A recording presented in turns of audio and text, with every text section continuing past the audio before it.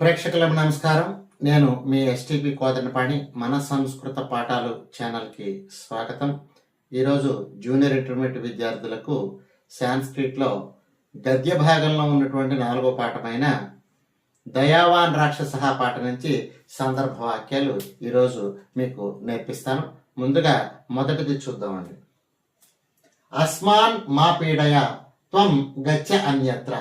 అస్మాన్ మా పీడయ త్వం గచ్చ అన్యత్ర అంటే నువ్వు మమ్మల్ని బాధించవద్దు, నువ్వు వేరే చోటకి వెళ్ళు అని ఒకనొక చెట్టుని ఆశ్రయించుకున్నటువంటి పక్షులు ఈ పక్షులతో పాటుగా నివసించాలని వచ్చినటువంటి ఒకనొక దయావంతుడైనటువంటి రాక్షసుడితో అవి నమ్మకం లేనటువంటి మాటలతో పలికినటువంటి మాట. ఇందులో ఉన్నటువంటి సందర్భ వాక్యాన్ని ముందు కవి పరిచయంతో ప్రారంభించుకుందాం. కవి పరిచయ ఇదం వాక్యం దయావాన్ రాక్షస ఇది పాఠాత్ స్వీకృతం. అంటే దయావాన్ రాక్షస అనే పాఠ్యభాగం నుంచి వచ్చింది. కవి హర్షదేవ మాధవ, గ్రంథ బుభుక్షిత కాక. ఇప్పుడు సందర్భం చూద్దాం. సందర్భ సర్వే విహగా పక్షులన్నీ కూడా రాక్షసం అంటే దయారాముడితో ఏవం అవదత్ ఈ విధంగా పలికాయి. మళ్ళీ చెప్పుకుందాం. సర్వే విహగా రాక్షసం దయారామం ప్రతి ఏవం అవదత్. తర్వాత భావము అస్మాన్ మా పీడనం కరోతు, మమ్మల్ని నువ్వు బాధించవద్దు. అన్యత్ర గచ్చతు వేరే చోటకు వెళ్ళు ఇది భావ. తర్వాత రెండవది రాక్షసేషు దయా నభవతి త్వం సత్యం వద, నువ్వు నిజం చెప్పు, రాక్షసులకు దయ ఉండదు.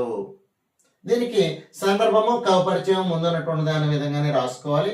భావం మాత్రము మార్పు ఉంటుంది. రాక్షసానాం దయా నభవతి, రాక్షసులకు దయ ఉండదు. తవ నామ కథం దయారామ కిమితి అంటే నీ యొక్క పేరు దయారాముడని ఎందుకయింది. త్వం సత్యం వద, నువ్వు నిజము చెప్పు ఇది భావ అని భావము.